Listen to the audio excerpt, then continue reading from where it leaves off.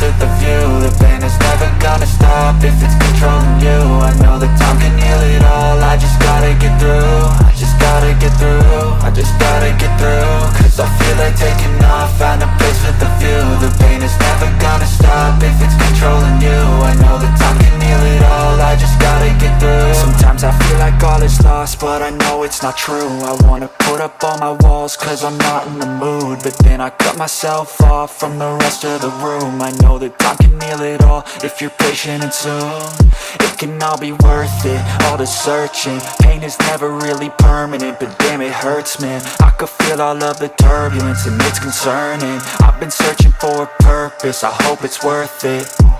This society is really trying me. Ain't no hide and seek, I hide to be far from anxiety. I need my space, I need my privacy. I need some silence, please, you're all too loud. You don't speak quietly, opinions violently thrown across every surface. It makes me nervous, it's the world honestly burning. That's all I'm learning, hope that we can make a turn and start reversing. All our minds, we put the work in, we got some work, man. I started to grow.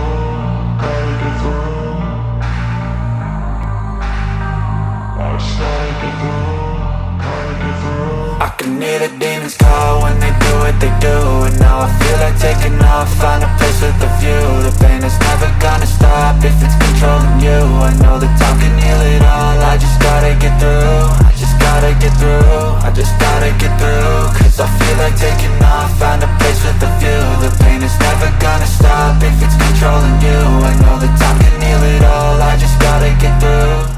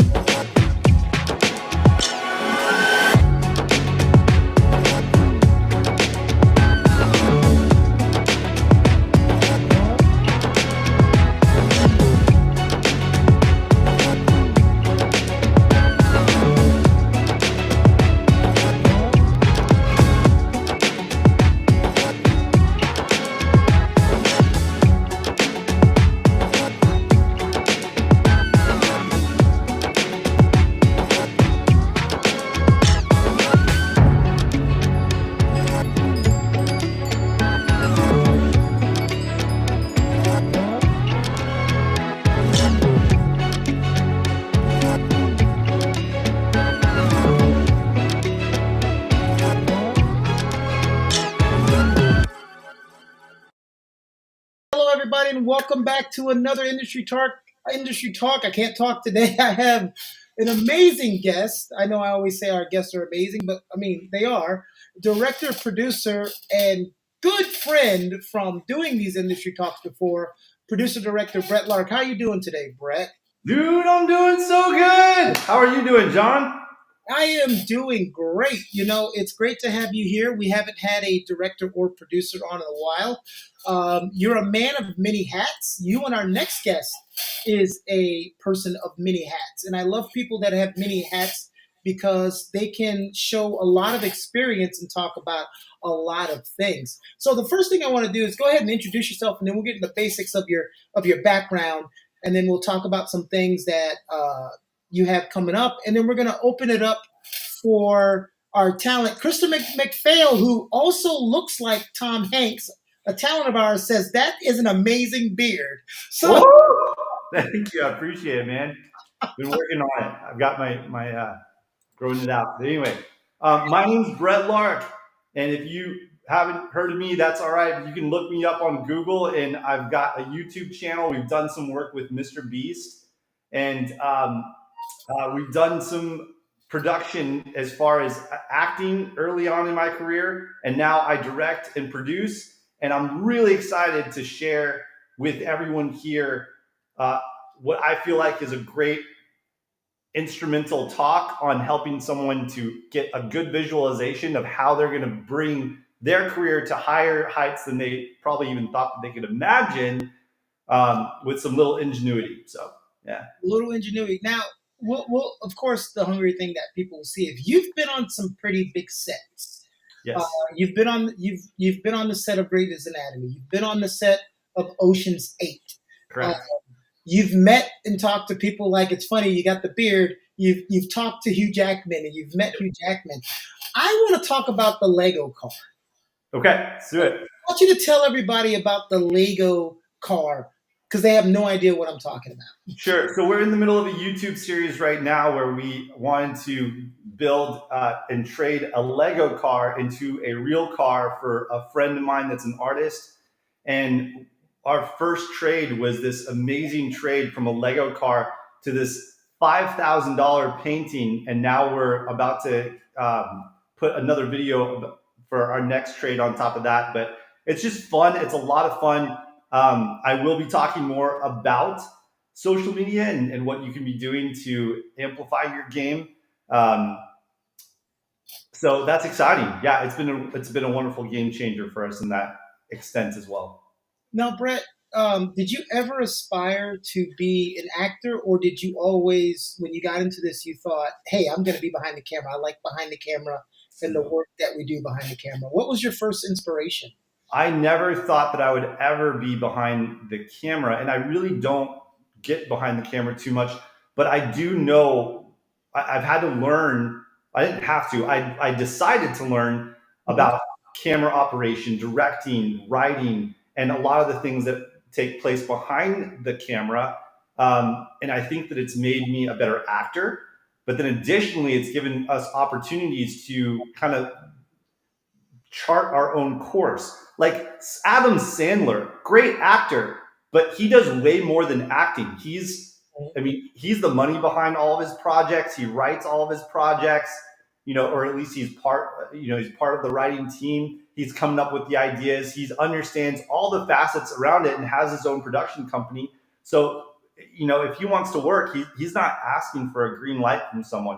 He's not asking a big studio to say, "Hey, what do you think of this idea?" He just goes and produces it. So, and everyone out there, no matter what channel you're watching on, feel free to ask questions, and we'll direct them right to Brett, and he'll be so glad to answer any of your questions. So, Brett, that can be intimidating to start. How was it? I mean, how did you get your start in producing and directing and being on camera? Well, before you get that, let me backtrack because you said something very important. You said learning about how the things are written and writing yourself. And I think that's important because one of the things we do in our preps and our sessions is we don't hand someone a monologue or a commercial and say, memorize this and act it out. We actually make them write one because I feel if they write it and do it and perform it and it's good, that's such a great satisfaction. Yeah, absolutely. I'm super glad that you have people write because there's a whole nother dynamic that takes place when you write. And especially if you're writing for yourself, because there is such a thing as like writing for an actor. And a lot of directors will do this. They'll have someone in mind and they'll write it that fits for that actor. And it just melds really well. Well, no one knows your acting style better than you know it yourself. And even just putting that on paper and going through those motions and then performing it is a really great exercise. So I'm glad that you have your students do that. As far as your question before, it seems daunting, and the reason why we transitioned into that is because we found ourselves, and I say we because I have a team now behind me and people that are that we're actually making projects together. But I found myself in a position where we wanted to do that because I was in a position that I think a lot of aspiring actors find themselves in, and that is that they're really working on their game. Maybe they're getting a lot of tutelage under their belt, and they feel very comfortable in front of a camera, and they know that they have a lot to bring, but because there's a lot of competition, maybe they feel like that the green lights aren't really coming through all that quickly, and they want to move it up a little bit more. So I found myself in that space, and I'm like, okay, I need to do something so that people can see what I can do without giving. Like, I don't want to just wait for someone to say, oh, well, here's a green light for you to take this part, and then here's your footage. There was a few projects that I was in that I never got the footage from. It was great projects, wonderful things, and then they just didn't finish the footage because of the editing process or whatever else, and I never got it. So that really was the necessity of us getting into, all right, let's produce a few things ourselves and write it for what we want to, like these stories that we want to create and these stories that I would resonate with as an actor. And then things really started picking up. I had a reel together that was very professional. And I can link to that for other people too. But that reel was huge for people to see, like, okay, I see what this guy's doing. Let's get him this role here. Let's get him this role here. The importance of you know what, I'm not doing it to say slap on our back, but it's funny that you're saying a lot of the things that we try to incorporate, people understanding how to make reels and writing their own material.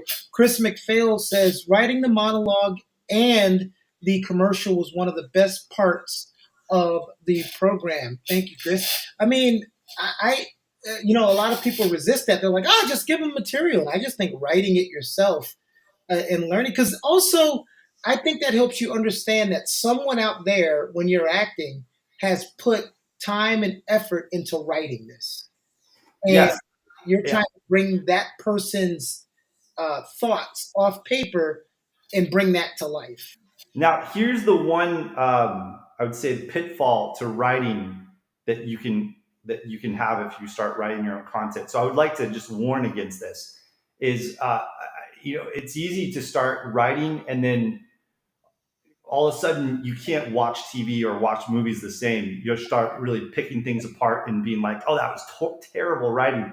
That's dangerous to do as an actor because yes, there is good writing and then there's bad writing, but as an actor, you can take horrible writing and you can still make it into this amazing, poignant, beautiful scene. And I don't know if you have an opportunity to teach the Meisner method, but I really appreciate the Meisner method because of this. Is that they would have an exercise where they would take this stupid script. I mean, it's so stupid. You memorize the lines that go back and forth, and you just repeat these same lines over and over again, stupid lines. And you're given a scenario, like maybe my scenario is that my dad just passed away, and I'm really distraught about it. And then the other person in the scene scenario is that they just won the lottery and they're ecstatic about life. And none of our words have anything to do about that. That's just where our context is coming from. And from playing out the scene, and the words are stupid and they're dumb, but you still can bring great emotional tension into that scene, and the audience can feel the pain. They can feel the humor if there's an awkward moment. They can feel it, and you got laughter, and you've got sympathy and sadness and excitement, even though the words have nothing to do with their situation. They're stupid as all get out. Does that make sense? It's yes, it's the ability to have all of it combined. You could have the greatest script ever and terrible direction, Correct. not good acting, and now it's that, and you could have vice versa. We've seen that before in movies. Debbie asked a very good question here. Debbie Redmond says, have you experienced that some or a lot of directors allow actors to improvise, or are most strict actors stick to the script? Now, that is another thing that, because you said dangerous territory, and I want, you can expand on this. I'm just going to say it from the coaching view. I always tell new actors, you never want to do that. Usually when people improv, they know their lines, they have a blank, they improvise a word to keep it going. And sometimes that line gets kept because it was better than the line that was in there. But no one really goes out and tries to improvise all their lines. Some people who get famous, like Vince Vaughn famously became a pain because he improvised way too much. What's your take on her question? That is an interesting question. And from my experience, I would have two suggestions on that, which is kind of weird. All right, so let me break that down. Suggestion number one is you should take risks. Some major careers have been made, like Jim Carrey's and Robin Williams, because they took massive risks. Now, that being said, they practice those risks for months and months and months on stages as a comedy routine. So they had experience knowing what jokes would land, what things would do really well. And even though the script said this, when they got on something, they just became a master already of knowing that if I branch off here, I know that this is going to be comedic gold or whatever. And they were willing to take those risks, and then their careers were made from it on the cinema. So I definitely agree with taking risks. However, I think that you need to land a certain level of respect before you can take those risks, because you could actually offend a lot of writers, because there's egos not only on the acting side, there's an ego on the writer side too. That writer is trying to make a name for themselves, and if you deviate from their thing, they might get offended and be like, dude, just like I wrote that, you know. Especially if you only have one line in the movie, you might want to just do your line. Yes, but have fun with it. And like I would say, give them the take that they want, that's just like what they're looking for, and have 2 or 3 things in your back pocket that you practiced with the acting coach that are great flavors of that scene. And then when they do a take 2, ask them like, can I mix it up a bit? And I'm sure that the director will say, yeah, show me what, figure it out.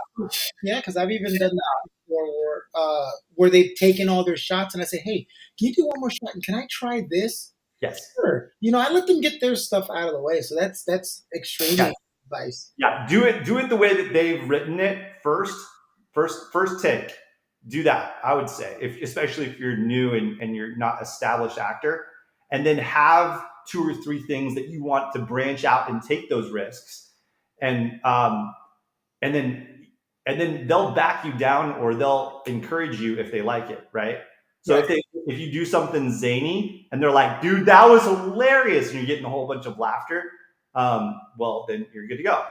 But if they're like, oh my gosh, that was funny, but back it down, that kind of takes away from the scene, because this is supposed to be like a sad scene. So that was hilarious, and we love your acting, but back it down. Or they might be like, don't do that. Can you do it the way that you want, that we did it before? Well, that's great. You're getting direction. So, but I don't think that it's wrong for you to have a few of those improvisations. I'm telling you right now, if you're preparing for a role, make sure to get an acting coach and get some third-party advice on how your beats are landing when you're doing that scene, even if it's a short scene. So. And then don't forget the most important thing. Don't spend so much time on that you actually don't know your lines. That's a trap. Right. Well, she said, great 2-part answer. Thank you, Debbie. Chris is asking a question back from something we talked about earlier. So in writing characters, scenes, etc., should you be vague or specific? Maybe both. How do you know when to do each? How do I know when to do what? I'm sorry? How do you know when writing characters, scenes, should you be vague or specific? How do you know when to do each? Wouldn't that have to do with that character specifically in that role? Okay, I think I understand the question, and if I get it wrong, whoever asked that, just please let me know. We'll just take 10 points from Gryffindor. You'll be okay. Okay, sweet. So a lot of people ask that, like, well, how do you write, or how do you write really well, or whatever? The superhero power with that lies with really every single person, and I say that because of this. When you're watching a movie, you're like trying to write it in your head before you're even watching it. Like, there's movies that you've seen, and the guy's going down the hall. Maybe it's a scary movie, right? And the guy's going down the hall, and you're like anticipating. You're in your head thinking, oh, this is what's going to happen, and this is what's going to happen. And maybe if the director or the writer takes it a different direction that you hate, and inside it just kills you, and you're like, no, oh, that was so stupid. You should have went this way and created like a, you're writing it right then, and you're being mindful of like stupid things and being like, no, that's not right. How many people? I mean, a fan. I don't know if I want to get into that territory. There are there are movies that have been coming out lately that the whole population, all viewers, are frustrated that they went a certain direction with the story. And they're like, no, what are you doing? That's stupid. And there's a general consensus that some of the direction that some of these stories have gone, Star Wars is one for me. Okay. Yeah, you know what? Funny that you said that because the way Luke died thing kind of just like, what are you doing? And there are, and it's not just a small population. It's like a big population of people that love movies, and they're like, that was dumb. Don't do that. As like, don't, when you're telling the story, that's not, don't do that. And so you're actually writing when you watch something. So when you write, it'll just flow if you just imagine the screen in front of you of whatever it is that you're writing, and you're just flowing with what you want to see on that screen. All of us hated Jurassic Park 3 in a lot of moments of it, right? And then there's other movies that were just like, gosh, that was so perfect, and I can't imagine a better story than that. Well, why is that a consensus across the majority of movie watchers? The majority of movie watchers love Jurassic Park, the first one, and put that in like their top storytelling movies of all time. So is How to Train Your Dragon, for the most popular, one of the most popular, animated movies as well. And so why does the mass majority like this? Well, it's because they're writing while they're watching. They don't even know it. So when you're writing, to know whether it should be detailed or not, I don't know if you should be focused on that. You should have your screen in your mind and your imagination, and it'll just flow. And that's why I think suspense movies are sometimes people's favorite, like a Shutter Island, because you go, wait, what? Wait, what? All this I was watching is not really what was happening, and those are the ones that. Oh, here's the writer I was telling you about before we came on. He just popped on here. So he's there. He's the one I was talking about earlier. So would you say it would be good to produce and make your own work on the side of your acting career? Now, that's getting into kind of you there, Brett, because again, you write, you produce, you've directed, you're in a lot of the projects. Talk about how great of a feeling that is when you create your own project and from beginning to end. What's that process like? Okay, I want to talk about this in two different ways, and this is really the meat and potatoes of what I wanted to bring to everyone today. And I really think this has been a huge part of my success and my team's success. Is there's twofold when you're producing something yourself.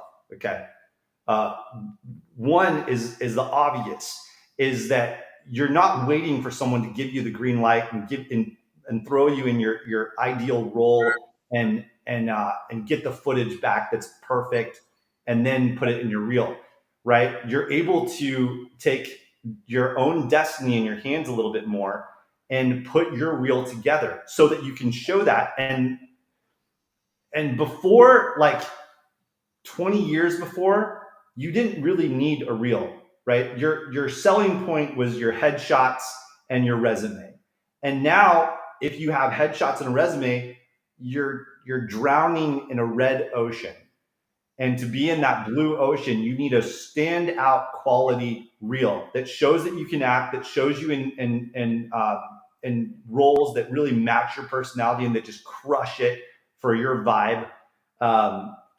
So instead of waiting for that to happen, I highly suggest that you produce something for yourself instead of waiting. Now, you can continue going to audition and continue to gain roles. That's awesome. But why wait? Also, just be so dependent on other people to grant you access to those things when you have the ability. Anyone can get a phone that takes great video. Anyone can get some decent microphones, and you can even hire, editors, videographers, and not spend a tank load of money on it anymore, like you would have, 20 years from ago.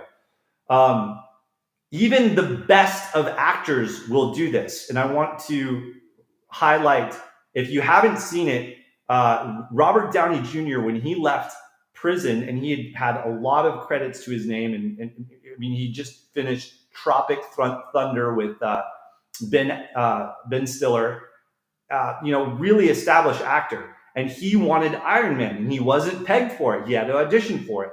He took his own money. Go look at it yourself. He spent the money on this audition. You can look up Robert Downey Jr.'s audition for Iron Man, and he spent the money on this audition. You can tell that he hired a studio to put it in. He hired an actress to play a part from him, and other actors and other scenes. And he took the scripts that they gave him, the sides for this audition, and he produced it quality. And I believe that that's a huge reason why he got it, because he was still scrambling to look like he could be a star actor again after coming out of prison at that time. So I think it's really important. Let me continue on this. Can I keep going? I feel like I'm really wordy, but is this helpful? Can I keep going on this, John? About Robbie Downey Jr., you have the green light to keep going. Okay, sounds great. So I don't suggest that you just do scenes for your reel. I think that's a wasted spending of time and a wasted spending of money. Here's what I mean by that. Just producing a scene doesn't do much other than add to your reel, okay? Which is helpful, but I would suggest that if you're already going to take the time to write something for yourself, to spend some money, to spend some time producing something that highlights you, you should be making either a short film, a pilot, or some sort of a movie that or like a short that would be transitioned into a movie. And what I mean by that, like a pitch, that you could pitch this pilot that you made, or pitch this short film that you made for a movie or a series, because now you have real footage, okay, for your reel, but then additionally, you have something that you can take that could be turned into a much bigger project, and you can get funding for. And that's what we have are doing and have done, and we've gotten funding for bigger things because we looked a little bit more ahead and didn't want to just produce a scene, but we wanted to produce something that other people can have a vision of. That could be a movie, that could be a series. I want to be a part of this. I want to be a part of this thing. I can see the vision for it. So if you're already going to spend that time, that money, that ambition to do something, I highly suggest that you focus on it being in a package that you can also sell, because that could be your takeoff right there. And all you need is one takeoff, and then people are coming to you and saying, we want you in this, we want you in that, we want you to do this, blah, blah, blah, blah, blah. Do you mean like writing a short where you're Abraham Lincoln, then producing it, directing it, and then being Abraham Lincoln? Yes, that's how we started with that. So we produced, this was part of it. We were like, all right, we want another real scene that would showcase what we can do. And we did an actual short that we took to festivals. It killed it at festivals. Then we got the green light. We had funding of $15,000, which is awesome. And we were able to produce a pilot. And now we're in the next stage of that section. But that was a big step up for us. And now we have other people contacting us and being like, dude, hey, this is like looking at us like we're serious because we just produced a pilot, not just a scene for a reel. Does that make sense? Yeah, it makes sense to me. Out there, does it make sense to you?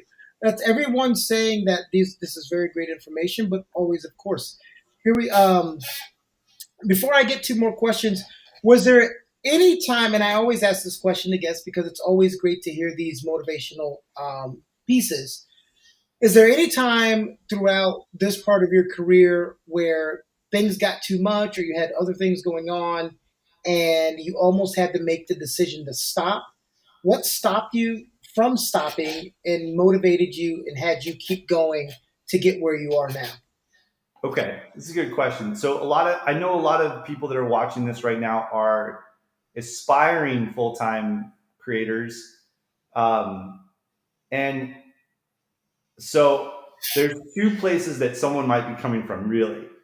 And that is a place of maybe you're coming from a person that has very little responsibilities, meaning that you don't have a wife, you don't have kids, and if you got a job tomorrow and they're needing you to go to New Zealand, that wouldn't be a very difficult conversation that you'd have in your head, other than getting your plane tickets organized and packing a bag and heading out.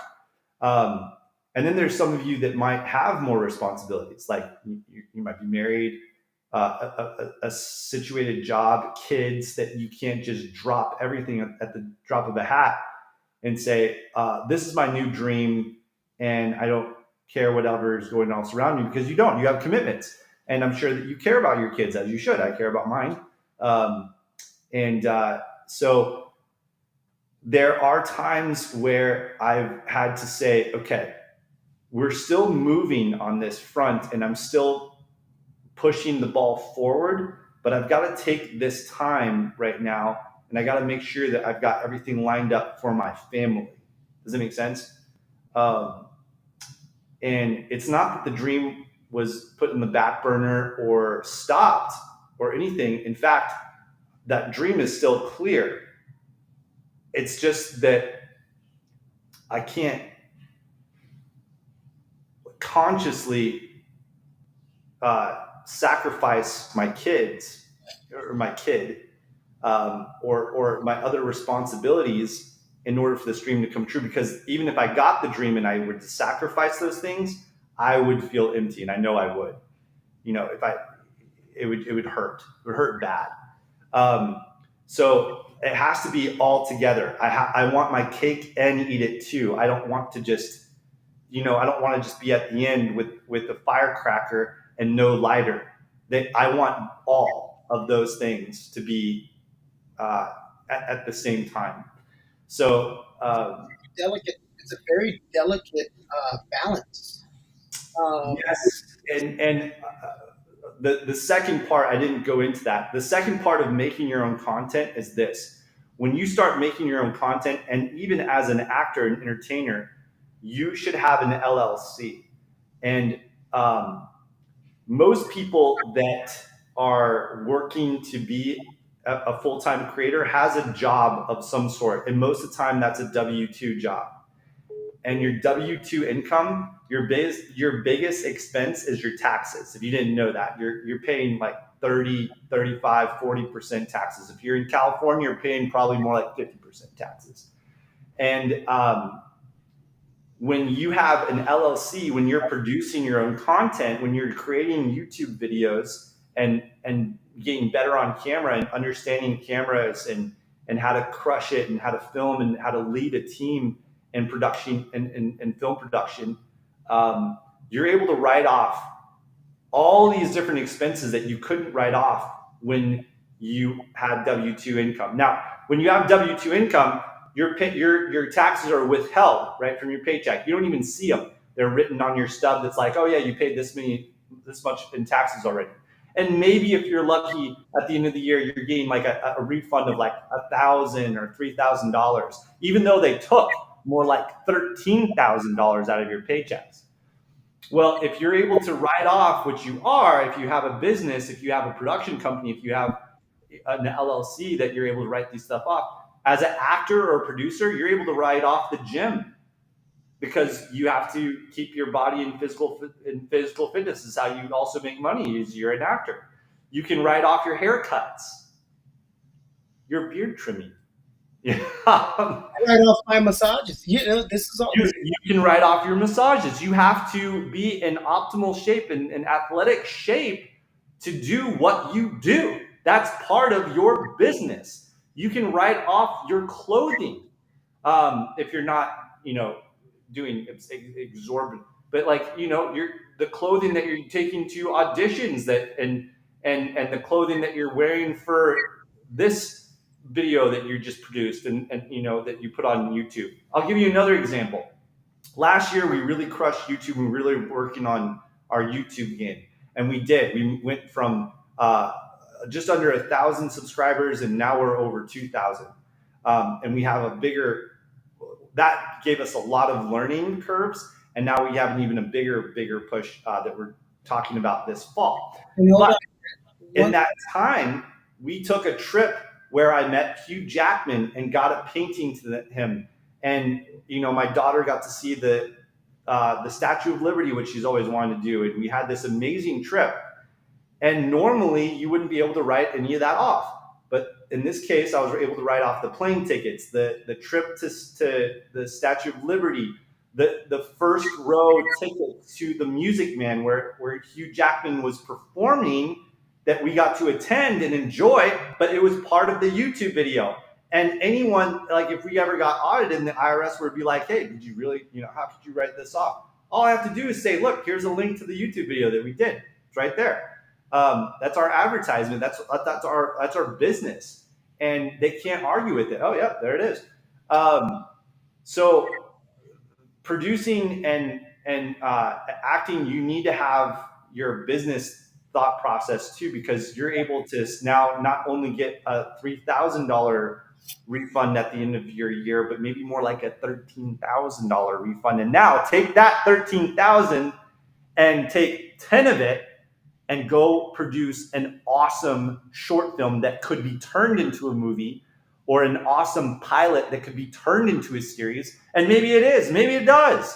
And that's your leading breakout role that you created for yourself, because it was highlighted for you. It was written for you. Everything was written, like just molded for you. Anyway, that's what we've been doing, and it's been very helpful. So. No, I mean, it's awesome. I had got a tax return it so long until I started producing and have an LLC, and now I finally got. So yeah, don't take that 10,000 and buy a new car. Reinvest it into Yeah. the business that you had. Kay Raming says, when you write your own reel, where would be the best place to upload it? Because that's what a lot of people say. Well, where should I upload this reel? Because people think, well, do I put it on TikTok? Do I put it on YouTube? And the reason why I brought that question in now is because you mentioned the number of followers, 1,000, 2,000. Now, to a lot of people, if you're on Instagram, TikTok, you go, well, 2,000, that's not a lot. Because you can get 2,000 TikTok followers in 15 seconds if you do the right thing, right? YouTube is a different beast. YouTube is not only the most rewarding, it's also the highest watched platform on the planet. It takes, 2,000 subscribers on YouTube is the equivalent of having about 50,000 followers on other apps. So if you don't know that, I want you to let that sink in for a bit. What are the best places? Because me and you are both going to say YouTube is a great place to upload your reels. But when I tell people to upload them on YouTube, don't just upload a bunch of reels. Be a content creator. That's just a part of your channel. That's a part of your playlist, reels, but you need a whole concept of what you're creating and branding yourself out there for. So I would suggest that you don't put your reel on YouTube. That was a mistake I did early on. So if you looked at if you go look up my YouTube years ago, you'll see that I put my reel on YouTube. That was before I understood the game of YouTube. I would never have done that before. I would have started over completely, but I just don't. I don't have that liberty to do that anymore, and now it's just part of my story. So don't put your reel on YouTube.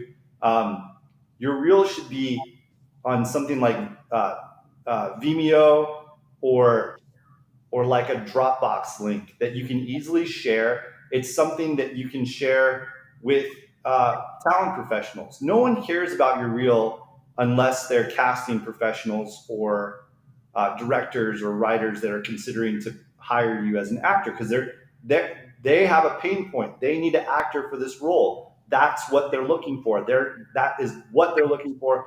You presenting that reel is potentially solving that problem. So I don't suggest you put it on YouTube. Now, when you're creating these things, I don't like that you ask the question, when I create my reel, I don't want you to think, I would encourage you, don't think, create my reel. Create a short film that can be turned into a movie for yourself. Create a pilot that can be turned into a series for yourself. That's what you should be focused on, because now you can take that, you can submit it to Angel Studios or several other of these independent companies that are looking for more ideas, that are looking for more opportunities to create series, to create movies. And if you have something that's well put together, they may give you funding for it. We found funding for ours because of that. So to move to the next process and create an actual pilot. So make sure everyone's understanding that a reel is not something you create to upload on YouTube. You're creating that to have that as access to link to send to someone. If Right. you're creating a YouTube, you're creating a channel to create content. Like if you go to my YouTube channel, it's all content. There's no John's acting reel.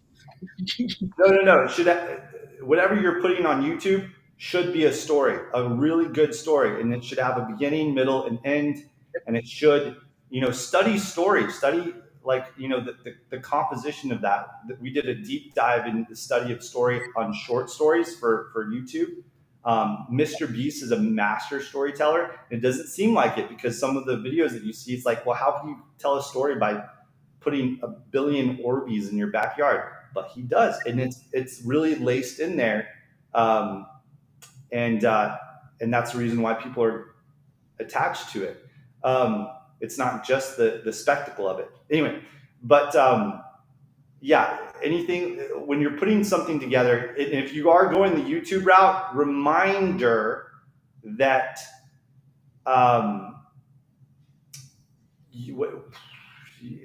whatever you're putting out there, you are telling other people that's what you do. So if you're putting out there that you're putting out like a talk show style show on YouTube, well, there's people that are just going to peg you as the talk show host. And if that's not what you want to do, you want to be an action star, don't put that out there.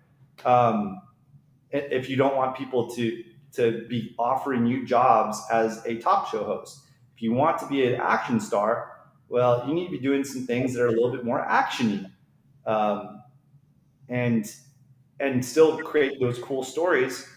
But yeah, and then and maybe while you're creating content, you might find you thought that you wanted to be the action star, but you actually don't really like doing that, and you actually like doing something different, and that's kind of been what we've been finding too. So. See, I just learned. So I learned something. We talked about where to put your reels. Thank God I never putting on there. Mine are all unlisted. But you said one of your biggest accidents were you putting them on there. And I remember when I was going through, they had us put them on there, but they had us made them all unlisted, so no one can see them. But I'm glad I never made them public because that defeats the purpose of what you're saying. So hey, we all learned something. I learned something today. But also what I learned, and Brett's talking about getting someone who understands what you're trying to do.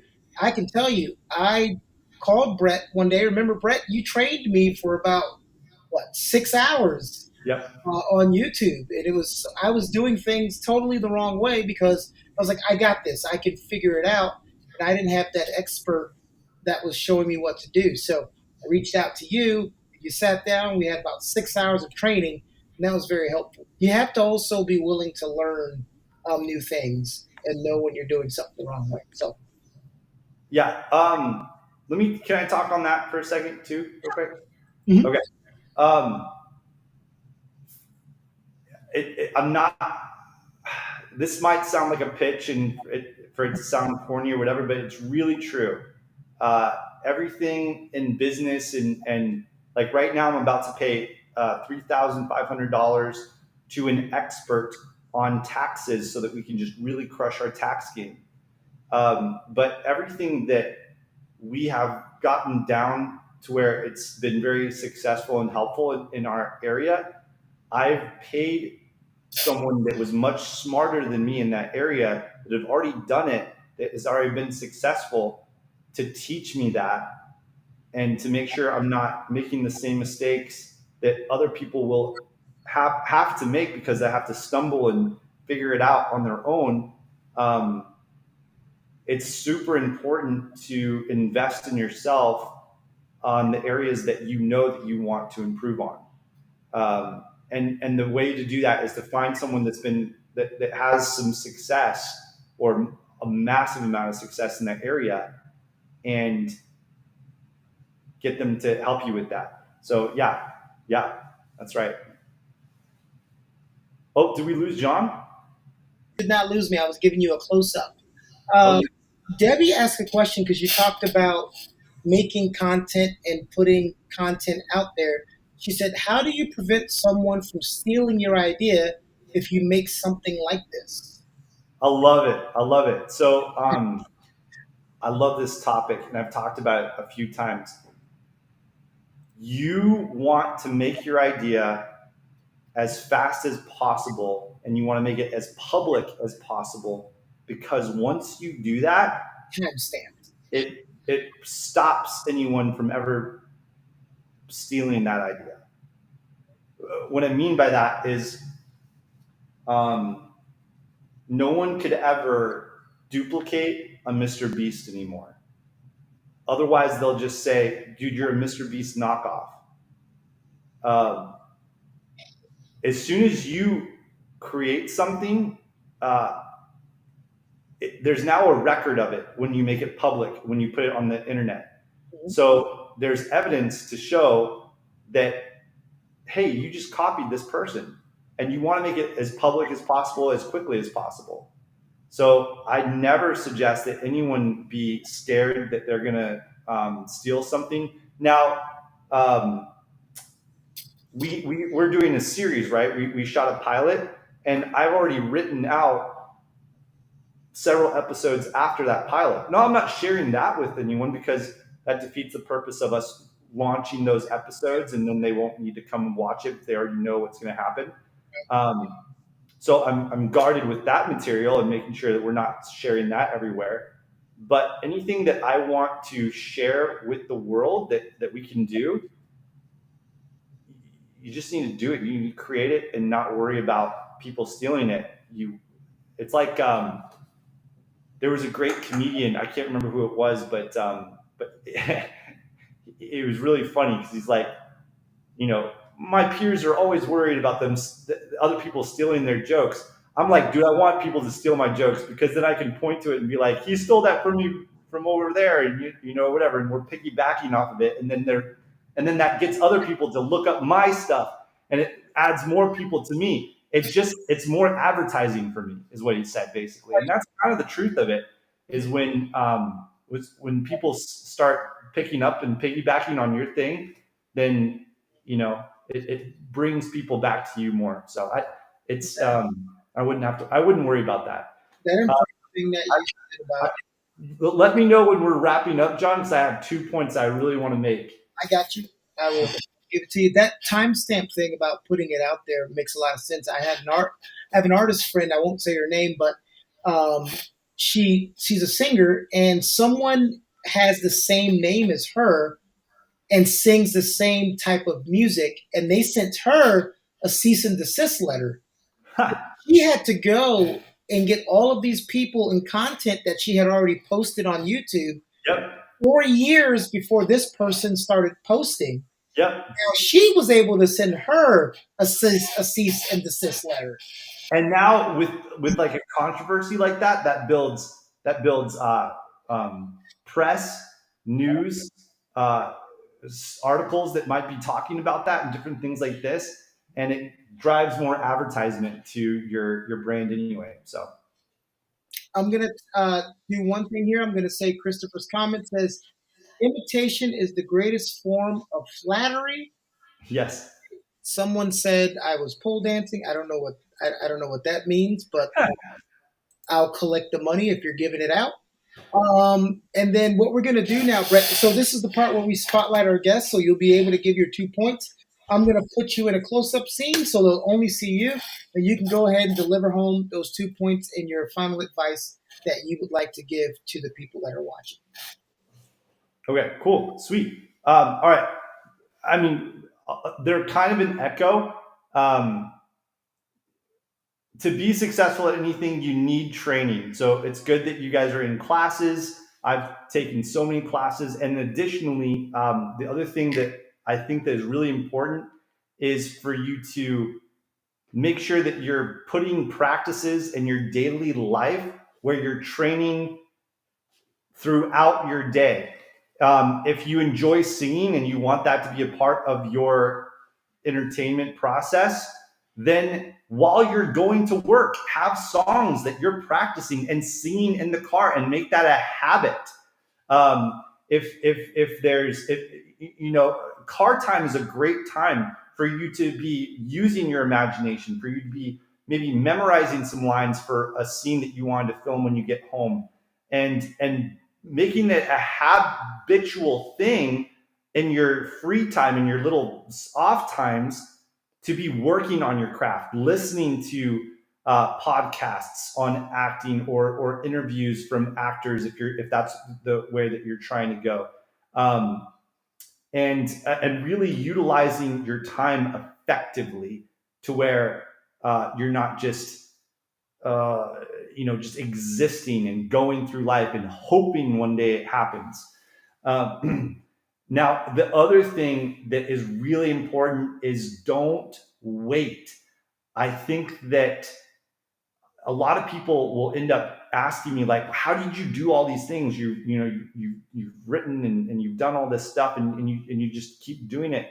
And I think that my advice is constantly the same, is that you can do it too. It's just that most people are nervous to pull the trigger, and they have all these conversations in their brain of like, oh, well, I don't have a camera, or I don't have this, or I don't have that. But it's when, and everyone knows this, every single person that lives in the world knows that anything that they've accomplished successfully, at some point in time, they're just like, I'm just going to do that. I'm just going to get this job. I'm going to find a job. I'm going to,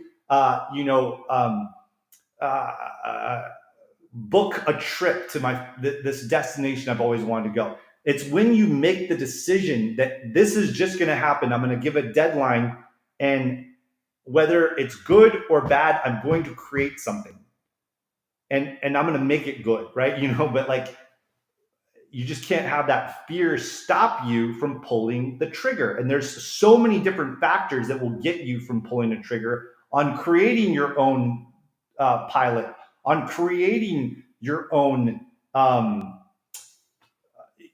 short film that you could turn into a movie.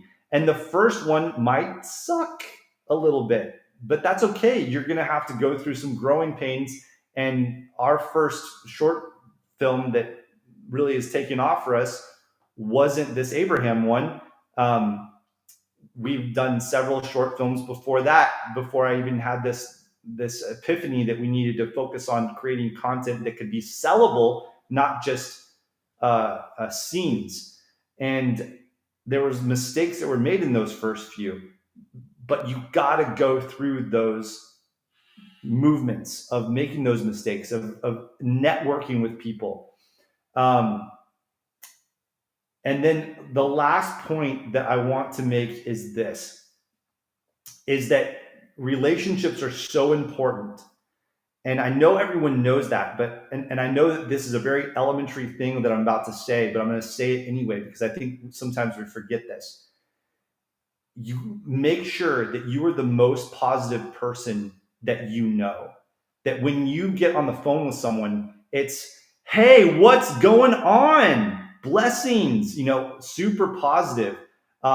Cheer people up, even if you're having a rough day, because those networking positions are so important. And even if you don't think that there's someone that you're talking to that can help with running a camera or helping you with a project coming up, you never know. And you always want, if there's someone in front of you, have the discipline to say, I'm going to make their day awesome because I'm with them. And whether that ever translates into a reward that you receive for it or not, it's just a really good way to operate always, is to always make other people's days, period. And that way, when things start aligning, they just want to be around you. They want to be a part of projects. and maybe it does come about that some people are helping, but it's a lot easier to call someone and say, hey, I need someone to help with catering food for this project I'm doing. I don't know if you're free this Saturday. Um, I can throw some money your way, and then maybe on the phone, on the other side of the phone, they're like, dude, don't pay me a thing. I'd be happy to spend this Saturday with you. What do you need me to do? Because you're so helpful to other people, and you're just, it doesn't cost you anything to light people's day up and tell them that you're praying for them, or that blessings on them, and give them a hug and to tell them that they're awesome. That doesn't cost you anything, zero. And it makes you feel much better to just say, dude, you're awesome. You rock. Let's go. Let's kill it. Come on, man. I'll see you later. That's so important, is to make people's day. And then I know I keep saying lastly, don't feel like you have to do all this your own. None of these things that I'm talking about, you hear me say all the time that we're doing this, that it's our team, blah, blah, blah, blah, blah. And though you don't see other people around me, that doesn't mean that I don't have a lot of people helping with producing this thing. There's no way I could have just produced the short film that I'm talking about on my own. There's no freaking way. And you can go and watch that short film on our YouTube channel, and you can go through the credits. There's tons of people that were involved in that. And it's okay to reach out for help. And my first short film, dude, I had no clue. I had no clue idea what I was doing, but I developed a really good relationship with the independent director who had the equipment, and I brought him this script, and I told him that I would pay a little bit for his time, and he was like, yeah, that sounds cool, and I'll have a fun project to do on a weekend. And you're bringing in actors? I'm like, yeah, I'm bringing in actors. Several actor friends that I had were willing to do it for free because they were going to add to their reels as well. And we did our first one like that. So don't be afraid of asking for help. And if you need help, if you need advice, I'm happy to help in that way. If you are like, Brett, what you said really resonated, I want to produce something. Can you point me in the right direction? I'm happy to do that. It's not hard. My name is Brett Lark, BRETT LARK. I'm very searchable. It's not hard to get in touch with me and reach out. So I highly suggest that you take your destiny a little bit in your own hands. You're already trying to do that now by going to classes, and that's super important. Now go to the next step. And don't just wait for someone to give you that dream role that you're waiting for. So, Brett, you said a lot of great things also about always being positive, which is crazy because every time I call you, you go, what do you want? No, I'm just kidding. You never do that to me. Calling you is such a refreshing thing because we shower each other with positivity. yes, sir. So it's always a great call. Make sure that you all check out 2 YouTube channels. I'm going to put in the chat to kind of get a better guidance on what it's like and see the content. So I'm going to put Brett Lark's YouTube channel in your chats that you can all see it. And I'm also going to put Keone Productions YouTube link in the chat so that you can see and leave comments. Watch the content, see how content is made, and help yourself with that. We got a lot of questions that flew in, but guys, Brett will be back. For those of you who love this and those of you who just got to come in, make sure you go back and watch from the beginning. Zaire and a lot of other people say thank you, Mr. Brett. Is there a way you can stay in touch with you? I think you typed that before you said it. But Zaire, we got some plans for you, so just settle down there. And a lot of great motivational information on what to do with producing, writing your own content, and just the overall motivational message from you. Going to be awesome to have you back on here again. I know you got to get out of that house and head to summer camp, so we're going to let you go. Everybody that watched, thank you for joining Industry Talk. Real quick, John, is there a way that I can answer some of the questions that came in and flood it in? You want to do speed fire? Let's go. Here we go. Okay, cool. Yeah, so here we go. We'll go with, I got to scroll back up. Give me a second. Got a lot of good comments on being told to network. We got a lot of thank yous. I got to scroll by all of the thank yous. Praise the Lord. That's awesome. That's great. And I saw a really, really good one. Okay, and you talked about the Meisner technique earlier because this is a in one of our classes we talk about 8 different memorization techniques, and I always tell people you got to find the technique that works for you because one technique doesn't work for everybody. So Emmy says, "How do you, meaning Brett, personally memorize your lines?" Okay, so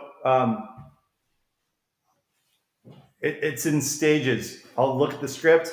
I got to read it. I need to understand everything, all the little nuances and everything else like this. Then I will memorize the lines. I will just run the lines in my own head and with myself. And then I'm going to get together with an acting coach or someone that would be willing to read lines with me and experiment with it. See the emotional beats that I might not be missing and other people might be able to see in the, from an outside perspective. Once I've done that, then it's like muscle memory for a lot of it.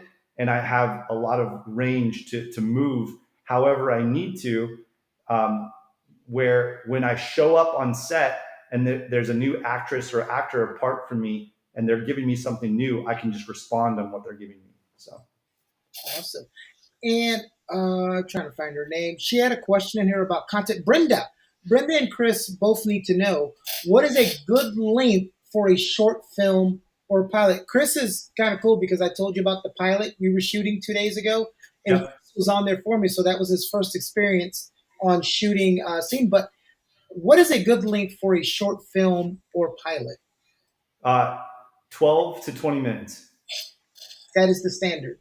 12 to 20 minutes is pretty much the standard right now when you're submitting a pilot or a short film that can be turned into a movie, because a short film doesn't sell. You can't sell a short film, but a movie sells. And a pilot is like your pitch for a series, and a short film is a pitch for a movie. So whatever short film you're creating should be like, here's the idea and here's how we could turn this into a movie, right? But every single one of those is between 12 to 20 minutes. They don't want more than 20 minutes and they want a little bit more than 10 minutes. So about 12 minutes gives a good flavor of what that series is going to be like or what that movie is going to be like. So to clarify to everyone, so they know the difference when you're doing a pilot that's pitching a show, and then when you're doing a short that's pitching a movie. Right, because short films don't sell and pilots don't sell, but series sell and movies sell. So your pilot is pitching a series that sells, that makes money, because that's the whole real goal, right? Like you got to make money with this stuff. Or a short film is a pitch for a movie, and movies sell, right? Awesome. Yes. Chris says, you have to strike while the iron's hot. Don't forget my name. I'm available. All right, Chris. All right. All right. Stop groveling. Brenda says, thank you very much. Chris says, this was great information. Thank you so much for sharing your knowledge.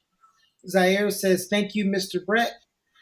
Is there a way we can stay in touch? I think I read that one already. Christy says, thank you. Debbie says, thank you. And Chris ends with perfect thank you. So I know everyone here will be excited to see when Brett comes back for a part 2, 3, 4, 5, 6, 7, because I'm gonna work them. So thank you, Brett, for today. Yeah, and again, feel free to reach out with any question. I love helping people. So again, Brett Lark, it's not hard to find me. Send me a direct message on Instagram or whatever else you want to, or TikTok.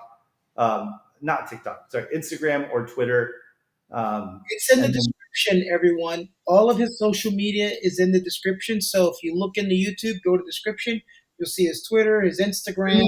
Message. I have no problem answering them. I might not get to it for a few days, but I'll answer it. So do not tell him I sent you. If you do that, he's not going to answer for about 2 weeks. That's not true. I love it. So, what's the next big thing? Really quick, I want you to tell everybody about AirBNB, because if they go on your channel and see AirBNB, what is that? What's going on with AirBNB? So where everyone probably has like a full-time job or something else that they're doing to help pay the bills so they can move this along, Airbnb has been my full-time thing. And I've incorporated that into a little bit of a show where we've shown how we've created some of these things. And that's what we did with Mr. Beast. We have a video coming out where we created a Mr. Beast Airbnb themed out, Mr. Beast Airbnb themed, short-term rental in his hometown that we ended up giving to him. So it's pretty cool. Anyway, so that Airbnb has been the way that I'm able to pay bills and grow things as we're making this into our full-time reality. So Awesome. yeah. Great tidings to you, Brett. Enjoy the rest of your weekend. Everybody else out there, enjoy the rest of your weekend.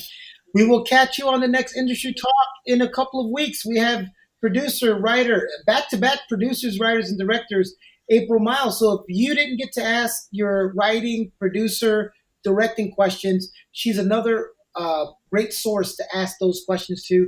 And we'll see you all on the next Industry Talk. Blessings. Have a wonderful day. You guys rock.